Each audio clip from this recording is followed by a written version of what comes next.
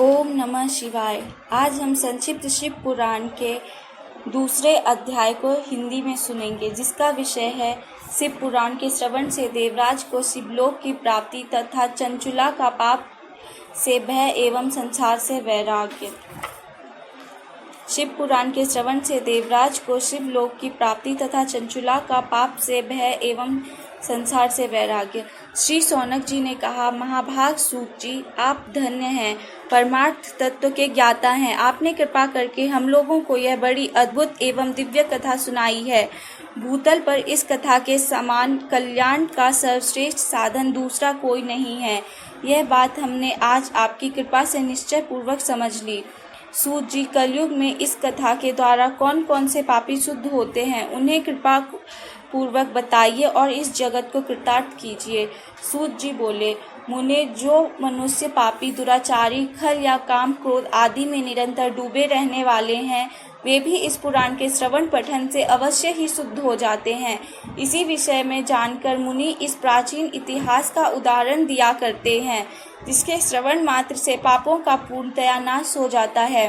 पहले की बात है, कहीं किरातों के नगर में एक ब्राह्मण रहता था, जो ज्ञान में अत्यंत दुर्बल, दरिद्र, रस बेचने वाला तथा वैदिक धर्म से विमुख था। वह स्नान संध्या आदि कर्मों से भ्रष्ट हो गया था और वैश्यावृत्ति में तत्पर रहता था। उसका नाम था देवराज। वह अपने ऊपर विश्वास करने वाले लोगों को ठगा करता था।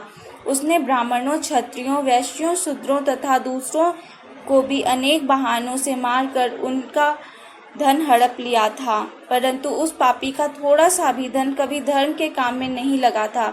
वह वैश्यागामी था तथा सब प्रकार से आचार भ्रष्ट था। एक दिन घूमता घामता वह देव योग से प्रतिष्ठान पूर्व झूसी प्रयाग में जा पहुंचा।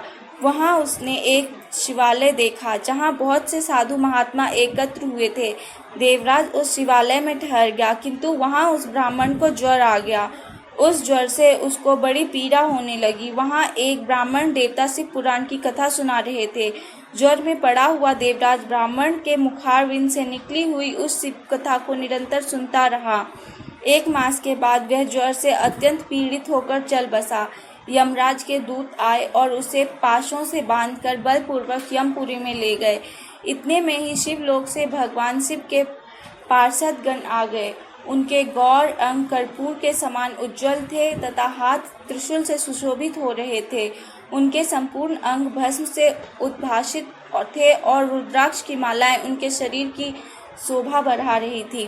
वे सब के सब क्रोध पूर्वक यमपुरी में गए और यमराज के दूतों को मार पीट कर बारंबार धमकाकर उन्होंने देवराज को उनके चंगुल से छुड़ा लिया और अत्यंत अद्भुत विमान पर बिठाकर जब वे शिवदूत कैलाश जाने को उद्यत हुए, उस समय यमपुर में बड़ा भारी कोलाहल मच गया। उस कोलाहल को सुनकर धर्मराज अपने भवन से बाहर आए।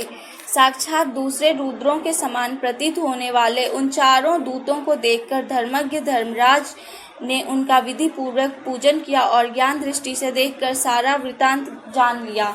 उन्होंने भय के कारण शिव के उन महात्मा दूतों से कोई बात नहीं पूछी, उल्टे उन सब की पूजा एवं प्रार्थना की। तत्पश्चात वे शिवदूत कैलाश को चले गए और वहां पहुंचकर उन्होंने उस ब्राह्मण को दया सागर साम शिव के हाथों में सौंप दिया। सौनक जी ने कहा, महाभाग सूत जी, आप सर्वज्ञ हैं। महामते, आपके कृपा प्रसाद से मैं बारंबार कृतार्थ हुआ। इस इतिहास को सुनकर मेरा मन अत्यंत आनंद में निमग्न हो रहा है। अतः अब भगवान शिव में प्रेम बढ़ाने वाली शिव संबंधिनी दूसरी कथा को भी कहिए। श्री सूत जी बोले, सौनक सुनो, मैं तुम्हारे समान गोपनीय कथा वस्तु का भी वर्णन करूंगा, किंतु तुम शिव भक्तों में अग्रगण्य तथा देव वेत्ताओं में श्रेष्ठ हो। समुद्र के निकटवर्ती प्रदेश में एक वास्कल नामक ग्राम है, जहाँ वैदिक धर्म से विमुख महापापी द्विज निवास करते हैं। वे सब के सब बड़े दुष्ट हैं। उनका मन दूषित विषय भोगों में ही लगा रहता है। वे न देवताओं पर विश्वास करते हैं, न भाग्य पर। वे सभी कुटिल वृत्ति वाले हैं, किसानी करते हैं और भांति भांति के घातक अस्त्र शस्त्र रखते हैं।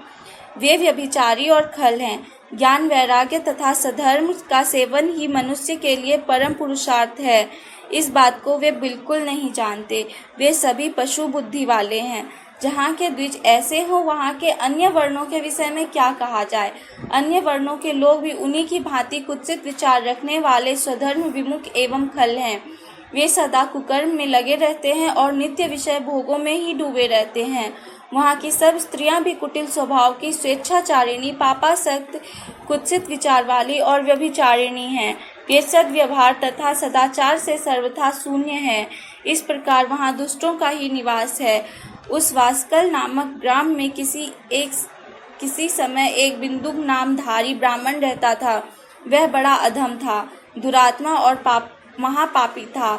यद्यपि उसकी स्त्री बड़ी सुंदरी थी तो वह भी कुमार पर ही चलता था। उसकी पत्नी का नाम चंचुला था। वह सदा उत्तम धर्म के पालन में लगी रहती थी, तो भी उसे छोड़कर वह दुष्ट ब्राह्मण वैश्यागामी हो गया। इस तरह कुकर्म में लगे हुए उस बिंदु के बहुत वर्ष व्यतीत हो गए।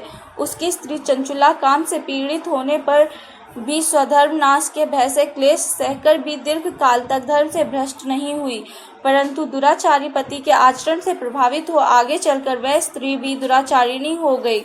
इस तरह दुराचार में डूबे हुए उन मूढ़ चित्त वाले पति पत्नी का बहुत सा समय व्यर्थ बीत गया। तदनंतर शूद्र जातीय वैश्या का पति बना हुआ वह दूषित बुद्धि वाला दुष्ट ब्राह्मण बिंदुक समयानुसार मृत्यु को प्राप्त हो नरक में जा पड़ा। बहुत दिनों तक नरक के दुख भोग कर वह मूढ़ बुद्धि पापी एक दिन देव योग से किसी पुण्य पर्व के आने पर स्त्री भाई बंधुओं के साथ गोकर्ण क्षेत्र में गई। तीर्थ यात्रियों के संग से उसने भी उस समय जाकर किसी तीर्थ के जल में स्नान किया। फिर वह साधारणतया मेला देखने की दृष्टि से बंधुजनों के साथ यत्र तत्र घूमने लगी। घूमती घूमती किसी देव मंदिर में गई और वहां उसने एक दैवज्ञ ब्राह्मण के मुख से भगवान शिव की परम पवित्र एवं मंगलकारिणी उत्तम पौराणिक कथा सुनी। कथावाचक ब्राह्मण कह रहे थे कि जो स्त्रियां पर पुरुषों के साथ व्यभिचार करती हैं वे मरने के बाद जब यमलोक में जाती हैं तब यमराज के दूत उनकी योनि में तपे हुआ समाप्त हुई और सुनने वाले सब लोग वहां से बाहर चले गए। तब वह भयभीत नारी एकांत में शिव पुराण की कथा बांचने वाले उन ब्राह्मण देवता से बोली। चंचुला ने कहा, ब्राह्मण, मैं अपने धर्म को नहीं जानती थी, इसलिए मेरे द्वारा बड़ा दुराचार हुआ है। स्वामिन, मेरे ऊपर अनुपम कृपा करके आप मेरा उद्धार कीजिए। आज आपके वैराग्य रस से ओतप्रोत इस प्रवचन को सुनकर मुझे बड़ा भय लग रहा है। मैं कांप उठी हूँ और मुझे इस संसार से वैराग्य हो गया है। मुझ मूढ़ चित्त वाली पापिनी को धिक्कार है। मैं सर्वथा निंदा के योग्य हूँ, कुत्सित विषय में फंसी हुई हूँ और अपने धर्म से विमुख हो गई हूँ। हाय, न जाने किस किस घोर कष्टदायक यमदूतों को मैं कैसे देखूंगी। जब वे बलपूर्वक मेरे गले में फंदे डालकर मुझे बांधेंगे तब मैं कैसे धीरज धारण कर सकूंगी। नरक में जब मेरे शरीर के टुकड़े टुकड़े किए जाएंगे उस समय विशेष दुख देने वाले उस महायातना को मैं वहां कैसे सहूंगी। हाय, मैं मारी गई, मैं जल गई, मेरा हृदय विदीर्ण हो गया और मैं सब प्रकार से नष्ट हो गई, क्योंकि मैं हर तरह से पापों में डूबी रही। ब्राह्मण, आप ही मेरे गुरु, आप ही मेरे माता और पिता हैं। आपकी शरण आई हुई मुझ दीन अबला का आप ही उद्धार कीजिए। सूत जी कहते हैं, सौनक, इस प्रकार खेद और वैराग्य से युक्त हुई चंचुला ब्राह्मण देवता के चरणों में गिर पड़ी। उन बुद्धिमान ब्राह्मण ने कृपा पूर्वक उसे उठाया और इस प्रकार कहा। आज शिव पुराण के अध्याय 2 का समापन हो चुका है। हम अध्याय 3 को कल प्रारंभ करेंगे। ओम नमः शिवाय।